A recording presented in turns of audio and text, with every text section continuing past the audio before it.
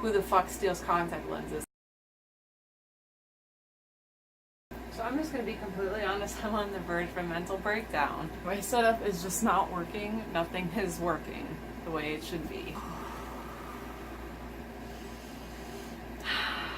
Alright, so welcome to my first ever story time. So I got my little blankie here, I got my plushies in my comfy bed. Probably wondering why the wig, Olivia. Because my natural hair, like my real hair, looks like hell. Like, it looks like it came out of a rotten banana hell right now. So, yeah. Anyway, I would like to share the horrendous, okay, maybe not horrendous, but very troublesome year that I've had. And maybe I'm just comparing it to last year, which was really great, filled with really great opportunities and accomplishing goals that I had for myself. But I feel like this year has been a bit of a slippery slope. 2018 so far has started off with, now don't, just hold on a second. This isn't what the story time is about yet, but we'll get to it. Don't worry, we'll get to it. So, sorry, I'm like really anxious because I hate camera setup and lighting setup because it just frustrates me because it just does. I hate moving things around and I'm too short for the light. Well, I'm not that short, but still. Anyway, 2018 I started off with a huge slope downward. Started off with me dealing with a loved one in the hospital. Considering their condition, it was pretty fatal and it was very, very, very scary for me to deal with, and something like if I were to lose them, it was just something that I wasn't ready to deal with. And that got me down for a while, and I almost missed OhioCon because of it. And thankfully, with my family member being strong and willing to push through, and what I like to believe, you know, prayers and good vibes, I mean, help them get through it, and they are in better conditions now. Moving on, I almost kind of gave up all my creative endeavors. I dealt with some harsh criticism, and I just wasn't ready for it, and it just made me feel like, you know, if I can't handle that kind of harsh criticism, then, I mean, why should I even keep going? Like, if I take things to heart too much. But, you know, considering the fact that I have a lot of friends and people who support me, that it kind of just weighs out the bad. And I kind of learned to, like, I shouldn't take things like that so close to heart, but maybe with just a grain of salt. Maybe I can learn something from it and improve. And that, you know, did I mention this already? Maybe, who knows? You know, the good always, always, always outweighs the bad, and you can always rely on your friends to help you. And, you know, I took to social media to rant about it, and I was just overwhelmed with, like, all of the positive reinforcement and the encouragement from, you know, awesome people. Fast forward to Colossal Con, I was kind of overwhelmed with a lot of photo shoots, and I organized, you know, a little get-together, meet-up tea party, which turned out great. But, you know, I've dealt with my very first onslaught of serious, big convention drama, and it's something that I feel like was mostly my fault and someone else's, but thankfully, you know, I have friends that helped me get through it. And, you know, after the whole thing, I mean, it's made me learn to really reflect on my own actions, and I've just experienced just a lot of growth and, you know, reaching a new height of maturity. So not only that, but just being like overwhelmed. Sometimes I feel like I overbook myself at conventions, and I kind of forget that conventions are supposed to be fun, and I'm not supposed to be stressed all the time. Not saying I'm going to stop doing photo shoots altogether, but maybe I should coordinate my time better. So after, you know, the whole onslaught of drama, I took time, you know, to really self-reflect and grow. And I mean, I regret not filming for Colossal Con, but at the same time, with everything that was going on, it was not worth it, and I feel like it wasn't vlog worthy. So hopefully next year I'll be able to do that. And there's just been moments that have trickled from last year to now that I've dealt with a few situations that kind of got me down and questioned myself, who I am as a person. But there's just been moments where I feel like I question my friend circle and who are the people that are supposed to be in it and who are the people that are not supposed to be in it. I've had a lot of things happen there and learning, who my real friends are and what real friends do. But I'm not going to get into any of that because I'll just take it as a learning experience, and that it's just that, and I'd rather not delve into it anymore. I don't want to hold on to bad feelings, and I just want to move on. But something really shook me this year that has never happened to me before. And earlier this spring, my family and I had the pleasure of someone breaking into our house. That is what this story time is really focused on, the fact that I was robbed or broken into.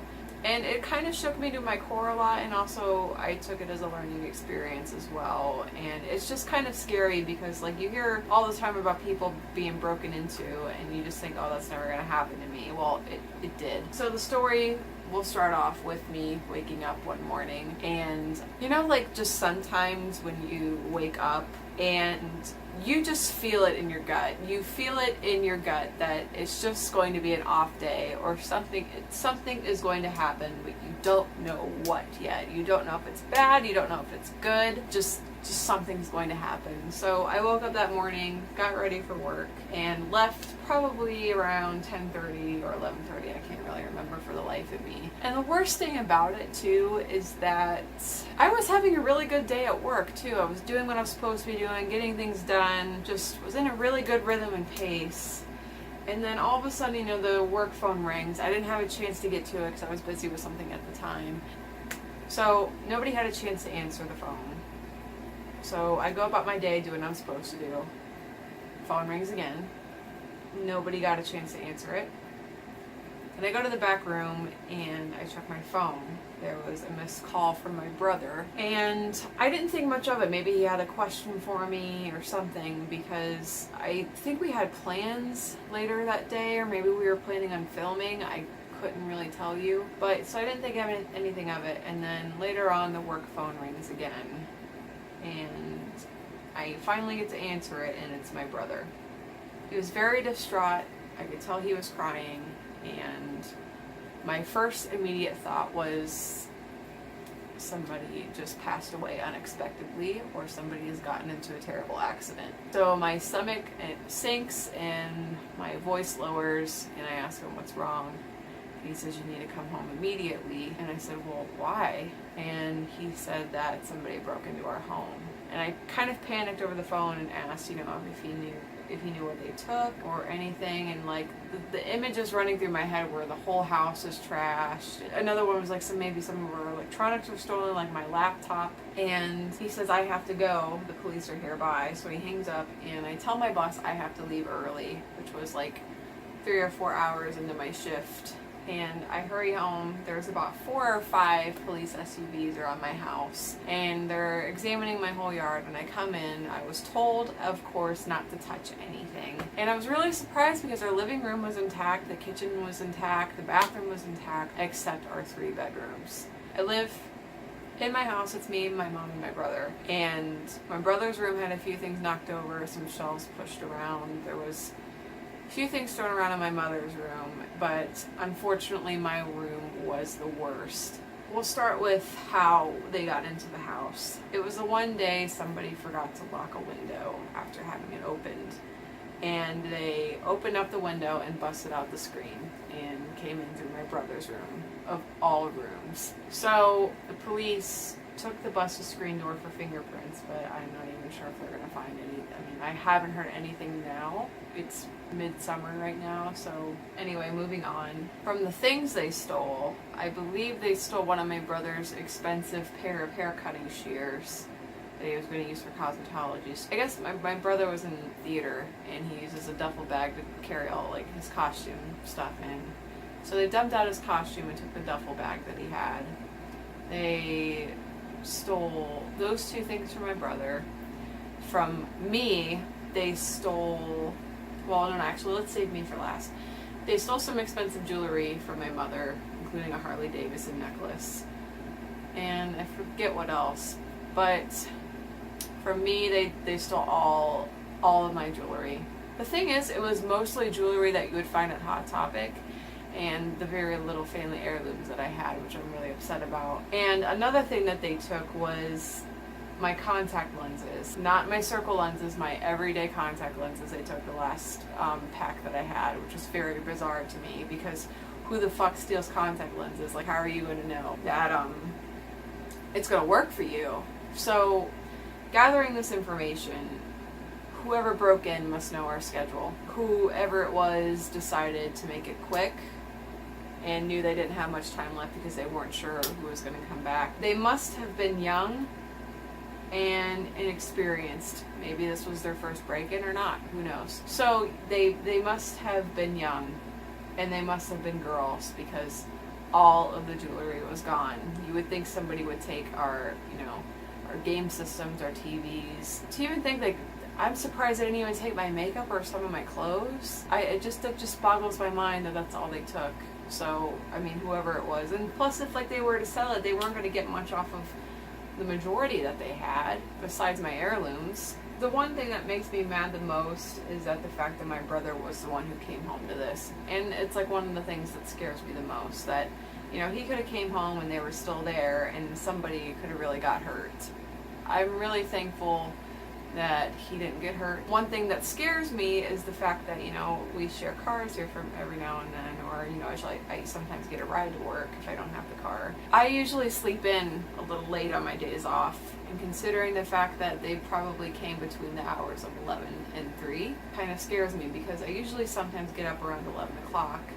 And the fact that there could have been no cars, I could have still been sleeping, and somebody could have broken in, and I don't know what they could have done to me. So when I think about this sometimes, I think about the fact that, somebody or something was watching over my family as this was happening. And I'm just thankful that, this all could have been worse. I mean, everything in our house could have been trashed. All of the really, really expensive things could have been taken, but what it all boils down to is that, these things are very replaceable. And when I think about this, I think about the fact that I'm so grateful that nobody got hurt or anything like that. And I just keep telling myself, or I just kept telling myself, that it could have been worse. And the whole situation, too, just kind of took a peace of mind for me and just made me feel really violated. It's something to have somebody actually sneak, into your purse or to take something from you.